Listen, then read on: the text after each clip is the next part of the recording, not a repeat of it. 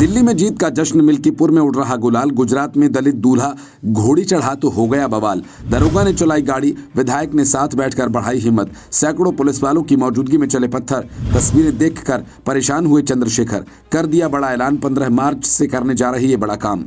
चुनाव जीतिए, जश्न मनाइए, गुलाल उड़ाइए, सब आपका अधिकार है, लेकिन दलितों को कम से कम बारात निकालने दीजिए, वो भी उनका अधिकार है। ये मांग चंद्रशेखर आजाद कर रही हैं, और क्यों कर रही हैं वो भी समझने के लिए देखिए गुजरात की ये बारात। वकील दूल्हा बना है, लेकिन वो दलित है, घोड़ी नहीं बैठ सकता। जब उसने घोड़ी बैठने की जिद की तो क्या हुआ, देखकर आपका भी माथा ठनकेगा। पूरा केस आपको बताएंगे, लेकिन समझाएंगे उससे पहले आपको चंद्रशेखर आजाद का वो संसद में दिया हुआ बयान सुनना चाहिए, जिसमें उन्होंने पीएम मोदी के सामने ही सारे नेताओं के दलित प्रेम की पोल खोल कर रख दी।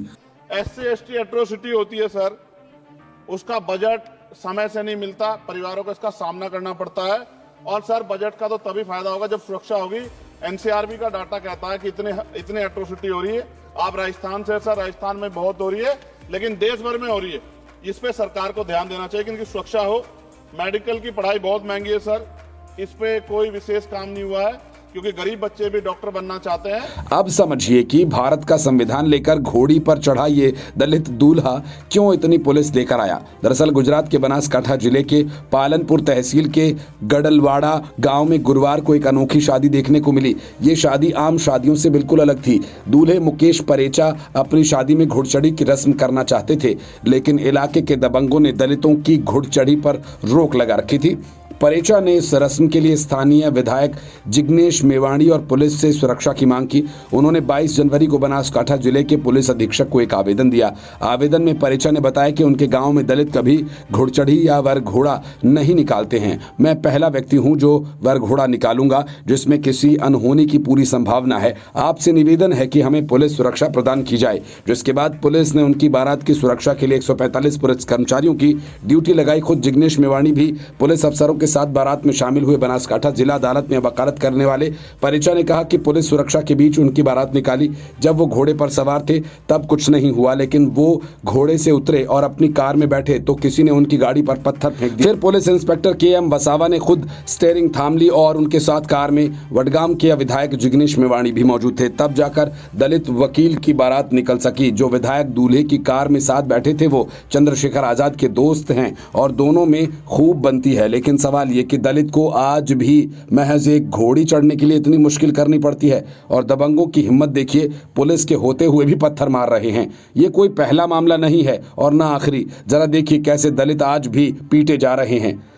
23 जनवरी को राजस्थान के ही अजमेर जिले में बारातियों से ज्यादा पुलिस की मौजूदगी में दलित दूल्हे की बारात निकाली गई। 1 फरवरी को यूपी के सिंभावली में दलित दूल्हे की बारात पुलिस की मौजूदगी और CCTV कैमरों की निगरानी में निकाली गई। 18 दिसंबर को यूपी के बुलंदशहर में दलित दूल्हे को दबंगों ने घोड़ी से उतार दिया और बारातियों के साथ भी मारपीट हो गई, जिसके बाद पुलिस ने कई दबंगों को गिरफ्तार कर लिया। 11 दिसंबर को मध्य प्रदेश के दमोह में दलित दूल्हा बग्घी पर बैठा तो बग्घी वाले को दौड़ा दौड़ा कर पीटा गया। ठाकुर समाज के दबंगों ने बग्घी वाले को कहा था किसी भी दलित की बारात में मत जाना। 18 जनवरी को हरियाणा के गुरुग्राम में दलित दूल्हा घोड़ी पर बैठा, वो गांव तो बादशाहपुर में उस पर पथराव कर दिया गया, जिसमें 10 बाराती घायल हो गए। इसलिए चंद्रशेखर आजाद कहते हैं कि अपनी राजनीतिक ताकत बनाइए, उसी से आपका उद्धार हो सकता है। बाबा साहब अम्बेडकर ने भी कहा, political power is the master की, इट इज द मास्टर की by which can you open each and every door of your success. यानी कि राजनीतिक सत्ता वो चाबी है जिसके द्वारा आप अपनी परेशानियों के सारे हल खोल सकते हैं। अपनी सारी परेशान, सारे दरवाजे जो आपकी परेशानियों के बंद है उनको खोल के और अपनी जिंदगी में आत्मसम्मान की जिंदगी प्राप्त कर सकते हैं। ये समझदार लोग हैं, ये हमारे लोगों को बेवकूफ बनाते हैं। हमारे लोगों को पैसे की बात करते हैं, अधिकार अपने पास रखते हैं। आपको जानकर हैरानी होगी कि दलितों पर जितने अत्याचार इस देश में होते हैं उनमें से करीब 98% केवल 13 राज्यों में होते हैं। इसमें नंबर 1 पर उत्तर प्रदेश है, जहां की कानून और बुलडोजर का डंका पूरे देश में बजता है। लेकिन क्या आपको कोई ऐसा केस याद है जिसमें दलित समाज पर किसी ने अत्याचार किया हो और उस पर बुलडोजर चला दिया गया हो? अगर याद है तो कमेंट करके बता दीजिए, लेकिन आंकड़े बताना जरूरी है। एक आईना सर मुझे दिखाना है देश भर की सरकारों को। यही बागपत के एक बच्चे ने न्याय नहीं मिला सर, आत्महत्या कर ली पार्लियामेंट के सामने, जितेंद्र ने। परभनी में बाबा साहब अम्बेडकर की स्टैचू तोड़ी गई सर, वहां सोमनाथ सूर्यवंशी को पुलिस ने मार दिया सर। यहाँ पंजाब में सर, अमृतसर में बाबा साहब अम्बेडकर की प्रतिमा पे किस तरह का अपमान किया गया। गोरखपुर में 2 दलित बच्चों की हत्या हुई सर। सूरत में एक दलित बच्ची को फीस ना चुका करने के कारण अपमानित किया गया, उसने सुसाइड कर लिया सर। झुंझुनू में राजस्थान में एक बच्चे की पिटाई की गई मटकी छूने पे सर दोबारा। कठुआ जम्मू में सर एक नाबालिग बच्ची का सामूहिक बलात्कार किया गया सर। साथ साथ सहारनपुर में भूमाफियाओं ने शमशान की भूमि को देवबंद में सर जबरन कब्जा करने की कोशिश की, गोलीबारी की सर।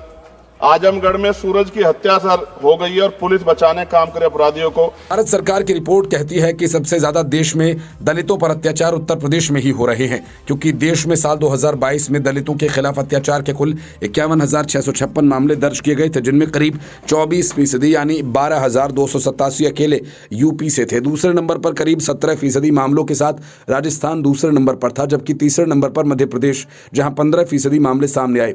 जिस गुजरात का ये केस है और जो राज्य दलितों के खिलाफ अत्याचार में टॉप पर हैं, उन सब जगह बीजेपी की सरकार है। और दिल्ली में भी अब भारतीय जनता पार्टी सत्ता में आई है, वहां भी इस तरह के केस हों, इसलिए शायद आजाद समाज पार्टी ने दिल्ली में दलित मुख्यमंत्री की मांग की है।